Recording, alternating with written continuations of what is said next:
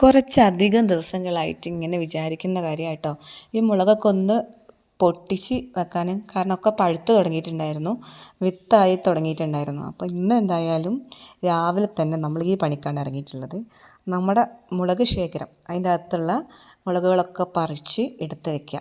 ഏതായാലും നമ്മൾ കുറച്ച് കാലങ്ങളായിട്ട് ഹൗസ് വാമിങ് കഴിഞ്ഞതിന് ശേഷം ഇതേവരെ പച്ചമുളക് വാങ്ങേണ്ട ആവശ്യം വന്നിട്ടുണ്ടായിരുന്നില്ല.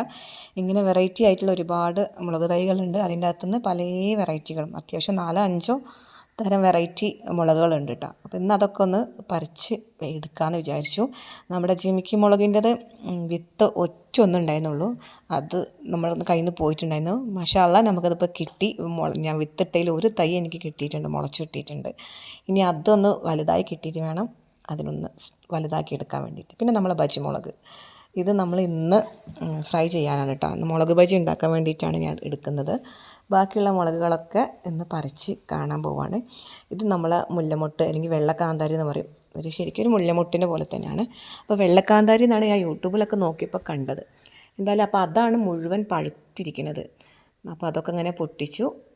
ഇന്ന് നമ്മൾ ഇന്നത്തെ വീഡിയോ ഇതാക്കാമെന്ന് വിചാരിച്ചു. വെറൈറ്റി ആയിട്ടുള്ള മുളകുകളൊക്കെ ഒന്ന് കാണിച്ചു തരാമെന്ന് വിചാരിച്ചു. അങ്ങനെ എല്ലാം നമ്മൾ പറിച്ച് ഏകദേശം കഴിഞ്ഞു. കാന്താരി ഉണ്ട് കേട്ടോ, വെള്ളക്കാന്താരിയല്ല പച്ച കാന്താരിയുണ്ട്, നല്ല എരിവുള്ള കാന്താരിയാണ്. ഇത് നമ്മൾ മുന്തിരി മുളക്, ഇതും അത്യാവശ്യം നല്ല എരിവുള്ള മുളകാണ്. നമ്മളിങ്ങനെ തൊട്ടാൽ തന്നെ നമ്മളെ കൈ നന്നായിട്ട് എരിവ് വരും. നല്ല കാണുമ്പോൾ നമുക്കത് പൊട്ടിച്ച് കഴിക്കാൻ തോന്നും മുന്തിരിയാണെന്ന് വിചാരിച്ചിട്ട്. പക്ഷേ അതിൻ്റെ അടുത്തേക്ക് അടുക്കാൻ പറ്റില്ല. നമ്മളെ മത്തമുളക് കണ്ടില്ലേ, നമ്മൾ വളമൊക്കെ ഇട്ട് കൊടുത്തിട്ട് പച്ചക്കറി വേസ്റ്റൊക്കെ ഇട്ട് കൊടുത്തിട്ട് നല്ല വലുതായിട്ടുണ്ട്, നല്ല വലുപ്പം വെച്ചിട്ടുണ്ട് കേട്ടോ.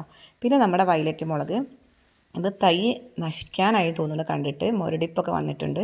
അപ്പോൾ അതിൻ്റെ വിത്തും നമ്മൾ മാറ്റി വെച്ചിട്ടുണ്ട്. പിന്നെ എക്സ്ട്രാ വേറൊരു തൈ പൂവിടാനായിട്ട് നിൽക്കുന്നുണ്ട് ഇതാ ഇവിടെ. അപ്പോൾ അത് കാരണം ആ ഒരു തൈ 2-3 ദിവസത്തിൻ്റെ അകത്ത് മാറ്റി ഒഴിവാക്കണം.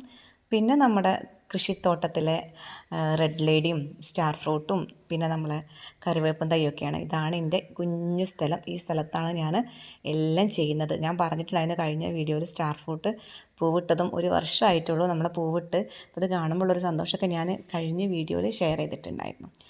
അങ്ങനെ നമ്മളെ മുളകൊക്കെ പറിച്ച് കഴിഞ്ഞ് ഏകദേശം അത്യാവശ്യം കിട്ടിയിട്ടുണ്ട് കേട്ടോ. പച്ചക്കാന്താരിയൊക്കെ കണ്ടില്ലേ, ഇതിൻ്റെ അകത്തുനിന്ന് പകുതിയോളം ഞാൻ തറവാട്ട് കൊടുക്കുന്നുണ്ട്. ചമ്മന്തി അരക്കാനാണെങ്കിലും ഒക്കെ എടുക്കാം.